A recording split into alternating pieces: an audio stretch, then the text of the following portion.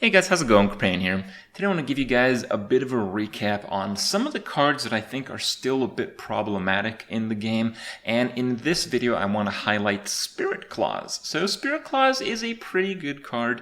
It's a nice little addition to the Shaman arsenal, not like they needed it, at least in Constructed, but in Arena you get to see a bit more impactful play because weapons are so powerful and excellent quality early game is not particularly rare anymore, but fairly uncommon, let's say.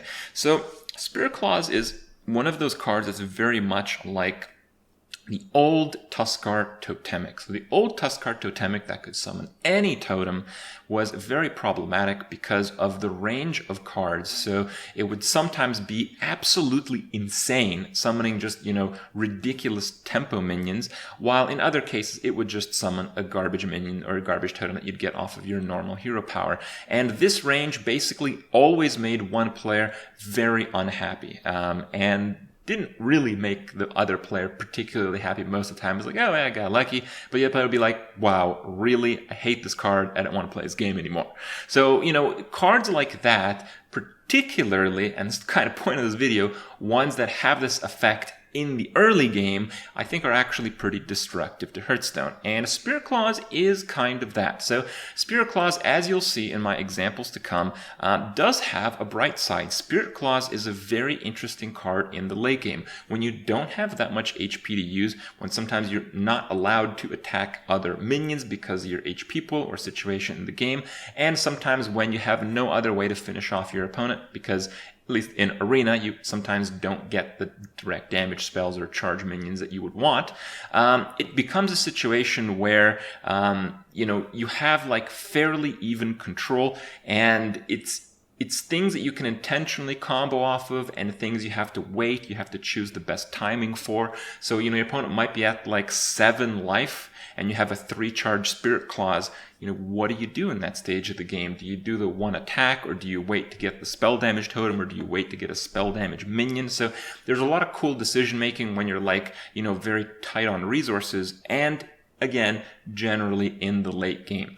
But in the early game, it's again one of those very destructive cards because nobody's really playing spell damage 2-drops, but often enough, you have to use your hero power on turn 2.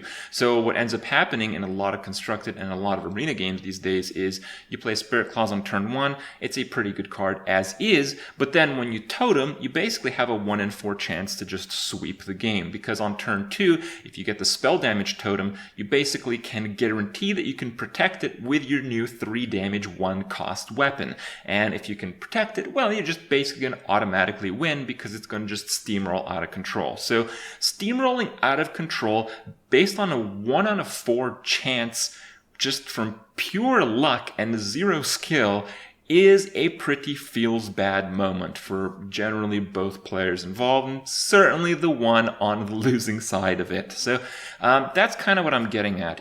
Cards like Spirit Claws are really cool. Their conditional requirement is very interesting, is very unique, and certainly it feels like an excellent and fun card to use a lot of the time. But when games are completely decided by the fact that you might get a spell damage totem after your hero power for first use in the game on turn 2, well, that is not so good. So basically my suggestion is cards that really have gigantic swings in power level based on their RNG results, they're okay for the game, but they really should not cost 1 to 3 mana. And unfortunately, it seems like a lot of the cards that have been printed in the recent past meet exactly that requirement. Most of the random cards that they have pushed out are actually in the first few mana levels. So I haven't been too happy about that, and I hope that this realization maybe changes something in the thought and development of some of these cards. But for now, I want to give you guys some examples of the fun versus not so fun versions of Spirit Claws so you can see what I'm talking about and, well, hopefully agree with me. Enjoy the clips, and I'll see you guys in a little bit.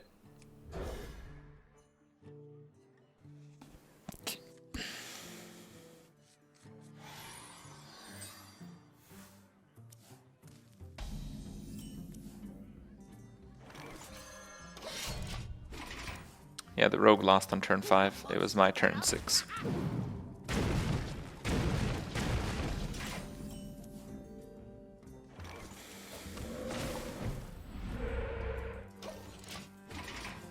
I was gonna play the Ethereal Conjurer, but with that Elemental Destruction draw, nah.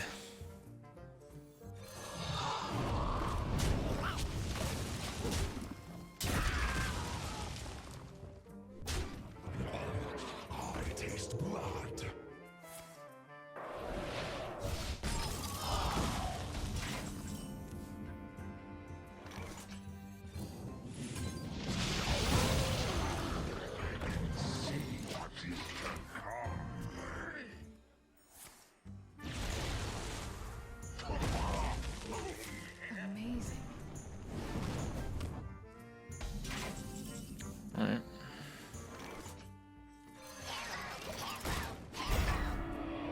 Yeah, the Sentinel has been pretty insane.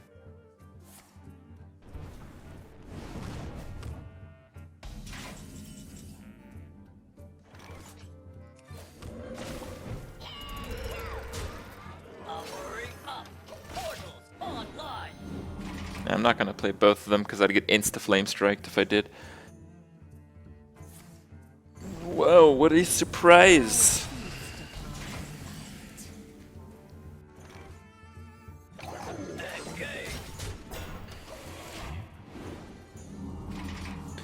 Well, he's had a few pieces of removal already, like 3 or 4.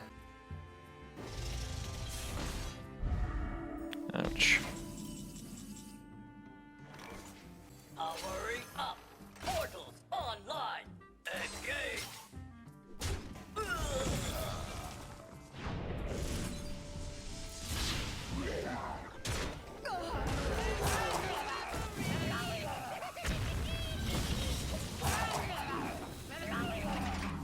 I think he has Flame Strike, so I think it doesn't matter, and I think I just lose anyway. Oh, no, it's just the second one of those.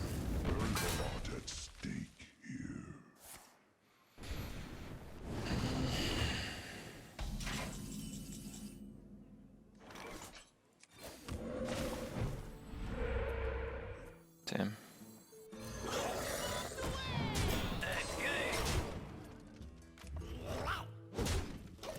I'm attacking because I don't think I have that many more attacks left in this game.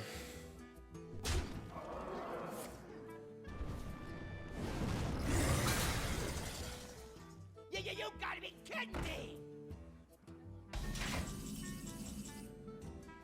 This is huge.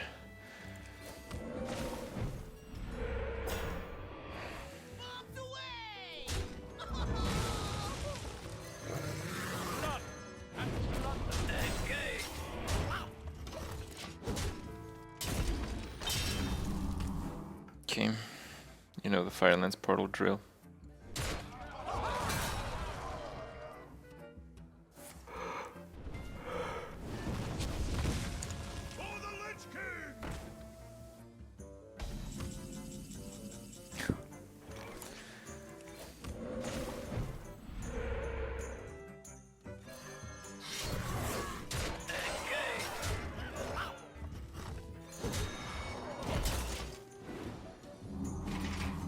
I think if I start trading, it's going to be a guaranteed loss. My guess is he just drew a big taunt, so he's going to try to sacrifice his Venture Co on my big guy here. Pyro incoming. No, I think he just top decked the giant taunt minion. Let's see. Oh, no.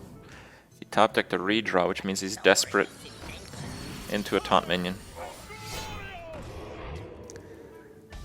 That's actually pretty upsetting. Okay. No taunt from me. Well, he didn't have any damage last turn, but if he draws some now, I'll lose. So I'll get 2 draws if he doesn't kill me. If he doesn't top deck lethal. Oh my god. That actually stops a draw.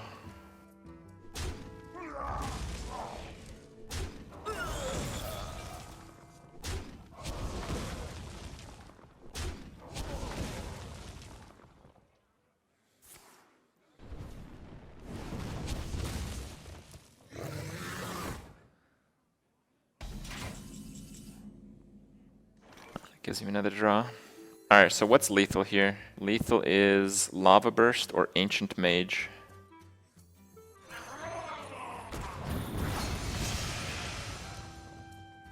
Holy crap.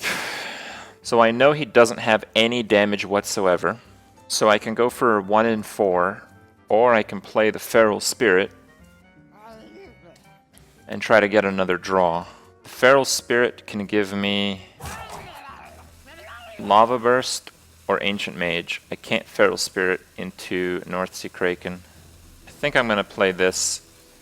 I think the chance of him drawing damage is a little bit less than 1 in 4.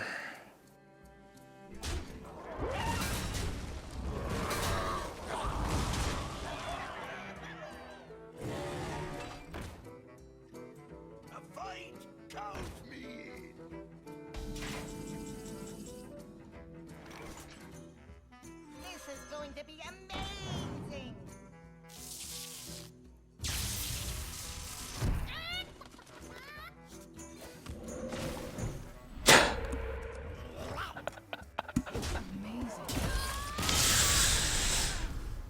Alright.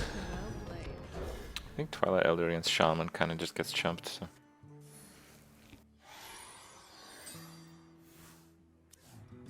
Is this like a typical Shaman game or something?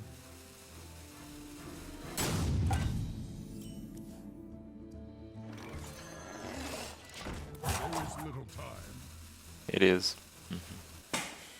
Oh man. Let's make magic. Yeah, I'm a bit afraid of Maelstrom Portal, but what can you do?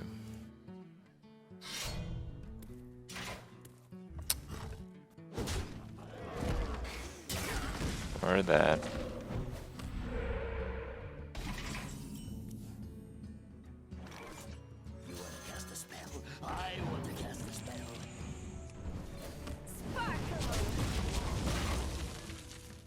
Let's see if I can beat Midrange Shaman. Mage is supposed to be decent against it.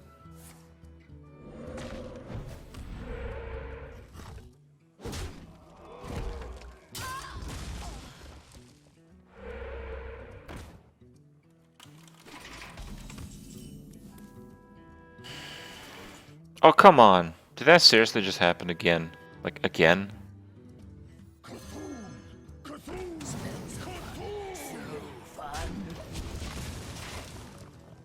Did you bring some fish? The Get light nerfed. protects me. Alright, dude, where are my board clears? I do have 4 of them in here, so... Oh my god. There we go.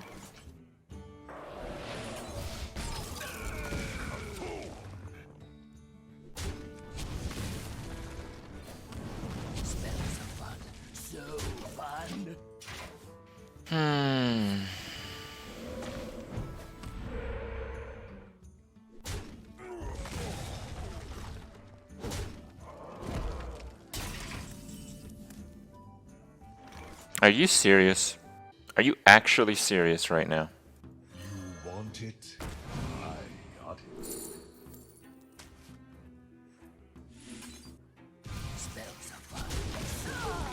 it. He's played his hero power 4 times and 3 of them have been spell damage totems. You guys remember all of those games where I'm like hero powering like fucking 9 times and... What? What?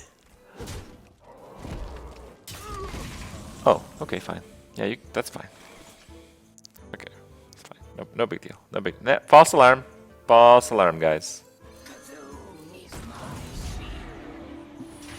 I will take a hero power pass on 7. It's good. Not bad. Not bad, guys.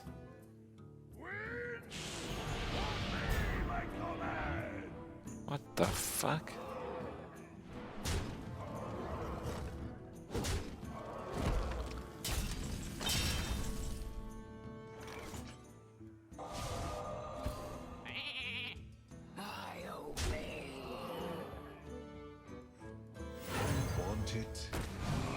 Should have done this first, I guess. Alright, well, he basically has to kill me this turn I just don't think it's very likely. So, okay, it's possible. I mean, when you play a turn 7 hero power, you can have a lot of things. So. All right.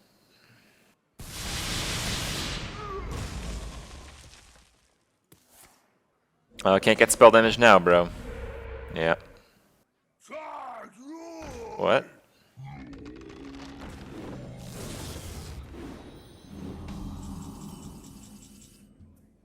Fuck your shit.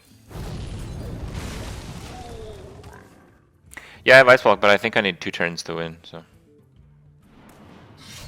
Oh my god.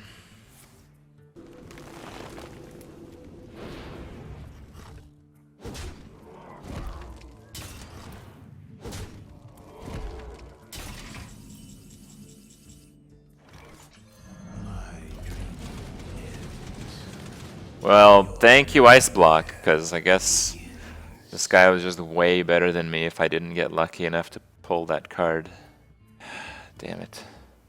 The trick is to draw Doomhammer's Mork.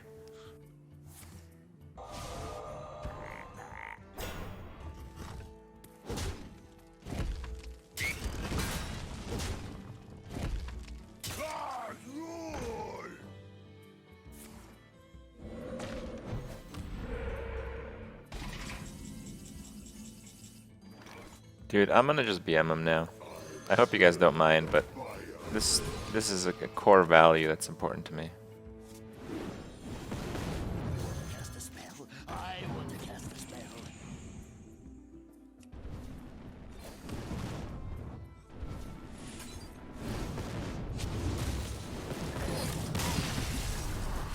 Oh man, that's a spicy BM, guys. That's a spicy one.